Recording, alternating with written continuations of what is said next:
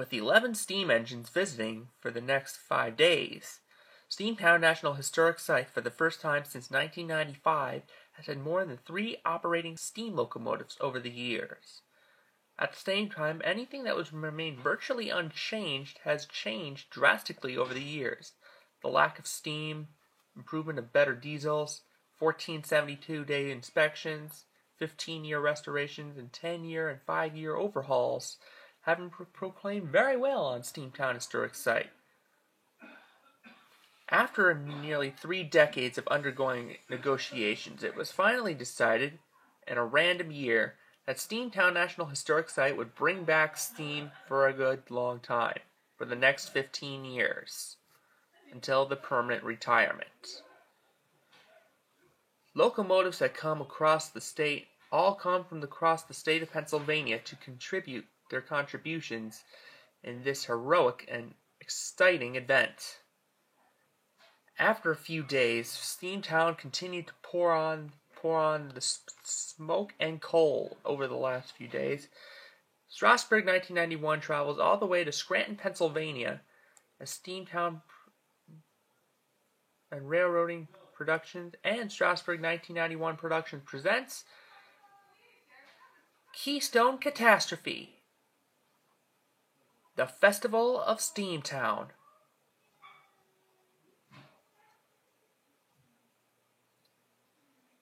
Most of the engines that are being fired up for the day's events, half of them which come from Canada, and others come from the United States.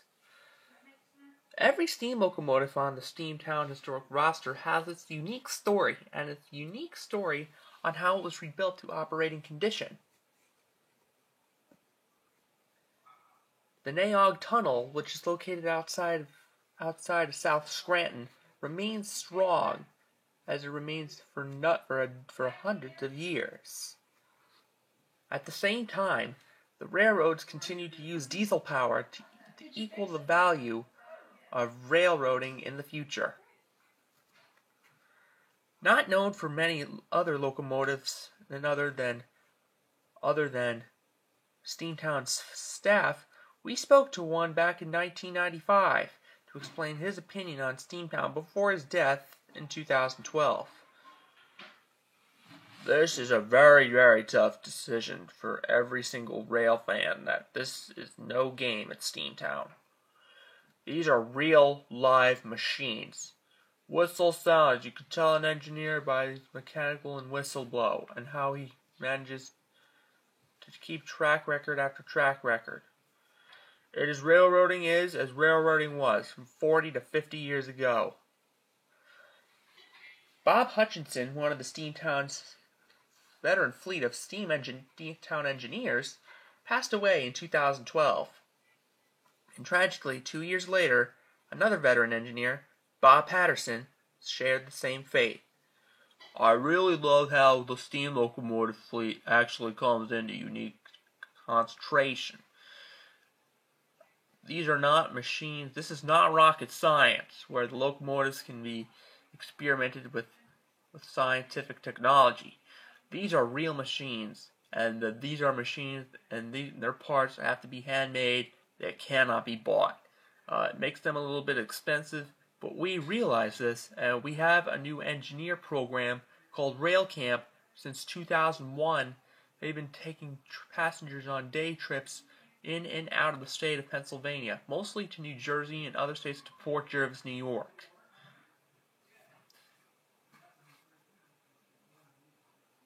On a random year, Steamtown included 11 steam engines to participate in the Keystone Catastrophe.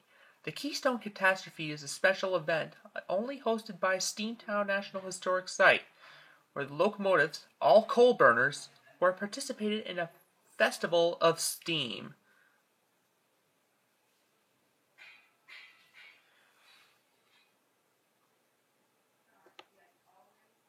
Shortly after the horn is blown, Steamtown is finally ready to begin their trip.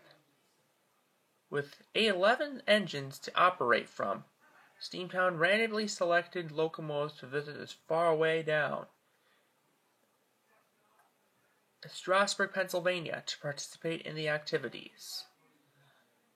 The first locomotive to participate in the event is Baldwin's 060 shop switcher number 26. This coal-fired engine was built in 1929 by the Baldwin Locomotive Works at Eddystone, Pennsylvania, for their shop switcher, and also known as their yard goat. As mentioned back in 1995, Engine 26 is the regular shuttle engine that pulls the 1- and 2-car passenger shuttle trains around the Steamtown yards. As it moves along, it breaks a banner that is held across the tracks by park rangers.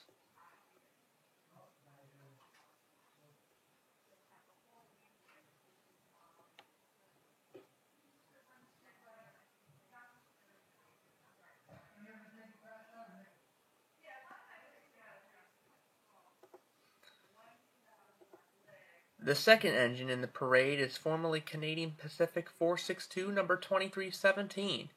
During its career in Canada in 1923, the year it was built by Montreal Locomotive Works, this 462 Pacific hauled scheduled passenger trains out of Edmonton, Alberta, and many parts of eastern Canada. This is one of the regular road engines, and one of the only Canadian 462 Pacifics to haul road excursions from Scranton to Moscow, Pennsylvania.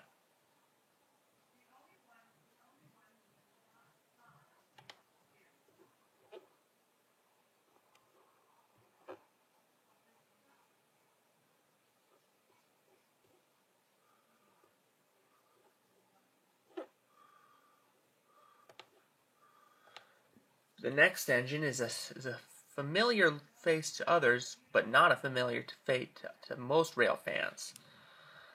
Engine 3377 was built by the Canadian Locomotive Works in Kingston, Ontario in 1919 for the Canadian National Railroad. For an historic event, the 2A2 was dressed up as Lackawanna 1271, the same row number that Sister 3254, which will be later shown, pulled the excursion train back in October of 1987 for a Lackawanna Day Railfans Weekend. Lackawanna Day Railfan Weekend had took place back in 1987 on the run from Elmhurst to Moscow. Elmhurst, which was a popularity of the excursion trains and a highlight of the convention, was very familiar to most Steamtown rail fans.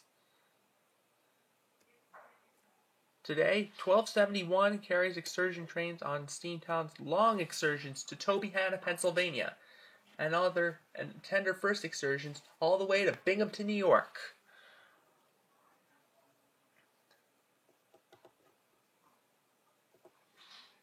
The newest Steamtown locomotive to participate in the event is owned by the Boston and Maine's Constitution Route.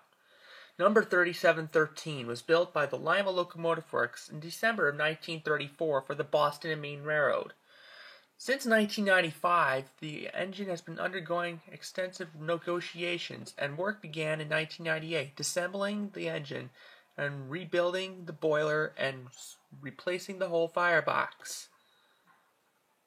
The boiler codes on this locomotive have ranged back from 1934 in exchange for other locomotives that are being participated in the event. At the same time, the Steamtown National Historic Site nearly spent $2 million on putting the engine back into operating condition after its Form 4 inspection. You can see Jim Brem, one of Steamtown's maintenance volunteers and engineers, focusing on the 3713's running gear as it prepares for its excursion trip to Elmhurst later on in the day.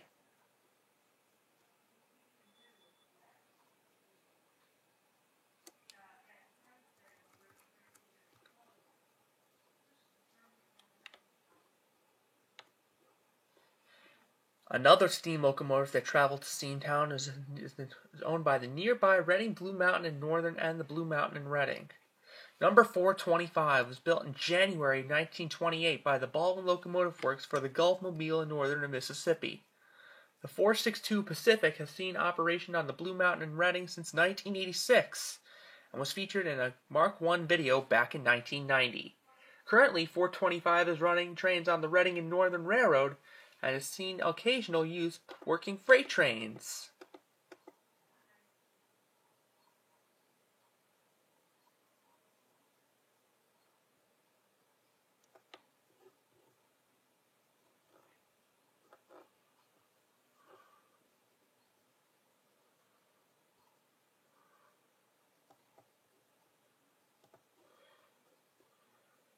The next locomotive is probably one of the most difficult locomotives to ever operate for the first time since its one-year inauguration in 1988 and 1987. Pennsylvania K4 1361 is shown here in this photograph. Originally, the 1361 was expected to go to Steamtown for its 15-year rebuild starting in 1996, until funds were misappropriated and the firebox was discovered its legal thickness was not acceptable to the FRA. 1361 as of today is stored awaiting future operational restoration.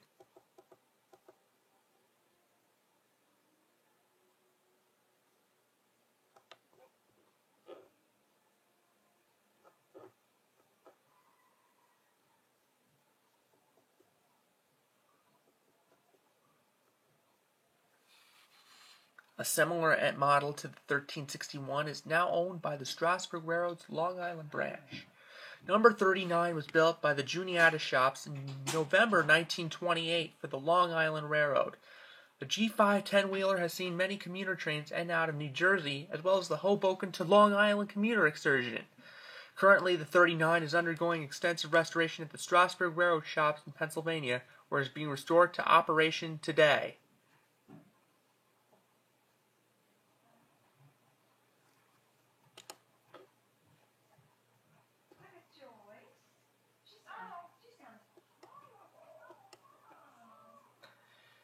Another steam locomotive that has made all the way from Scranton is a sister to 2124's Reading Railroad. The 2102 is a T1 built in 1945 by the Reading Shops. Originally built as a 280 consolidation, the engine was reordered by the railroad until it was converted to a 484 Northern starting in the 1940s. The boiler has seen many years of use, but the current condition is unknown at this time, and the engine is expected to undergo operational restoration as of today.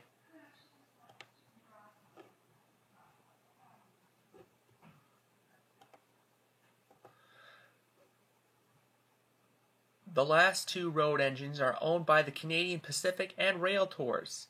Engines 972 and 1098 were both built respectively in 1911 and 1912 by the Montreal Locomotive Works for the Canadian Pacific's Medicine Hat route in Alberta. Engine 972 is undergoing a full restoration, which has been on hold since 1998.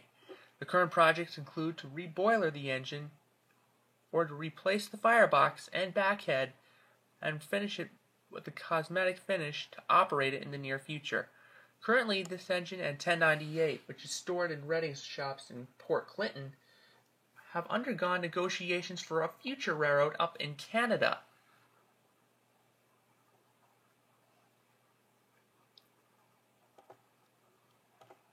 Last but certainly not least in the collection is a Strasburg original, number 4 of the Strasburg Railroad.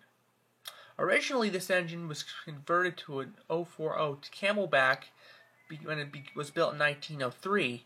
This engine was actually former Reading number 1187. Currently, the 4 is undergoing extensive restoration, which will include a new cab and will undergo major rebuilding with a new firebox or a new boiler and or both. The engine was nicknamed Camelback because of the unusual center hump in the middle, as the 4 is the last engine to participate in the events. Later in this program, we'll take a closer look at some of these engines in operating condition. Meanwhile, a dedication is being held in the Steamtown National Historic Site in Scranton, Pennsylvania, where other locomotives will be later participating in the event, such as Grand Trunk Western number 6039 and Canadian National 4614 number 47. For many, Steamtown has already become a late afternoon rest period, and it's